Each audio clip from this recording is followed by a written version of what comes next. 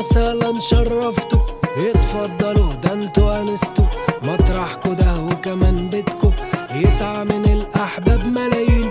ده واحد من المشاهد المبهجة والعظيمة واللي بيعتبر نتاج توحيد الجهود والتكامل بين جمعية الأورمان ومؤسسة حياة كريمة تحت مظلة التحالف الوطني. مشهد مش مقتصر على محافظة واحدة بس، لكنه بيجوب كل المحافظات عشان تكون خدمة أهالينا الأولى بالرعاية في المقام الأول. وفي محافظة الفيوم تم توزيع كميات ضخمة من السلع الغذائية واللحوم على أكثر من 6000 مستفيد، بالإضافة لمشروعات التمكين الاقتصادي للأسر الأشد احتياجاً. بروتوكول التعاون بين جمعية الأورمان ومؤسسة حياة كريمة 2000 مشروع تمكين اقتصادي.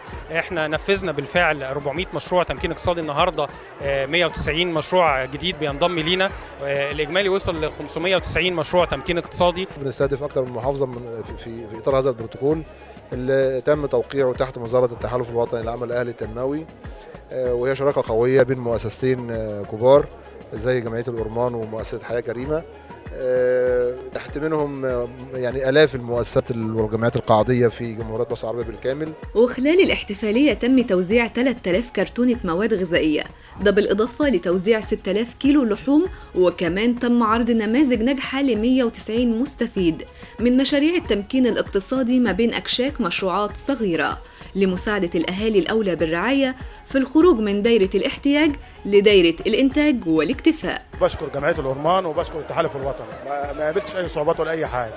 القرض قدمت عليه وهم جا عينوه لي، جا لحد البيت عينوه وما فيش شهر والقرض جاي.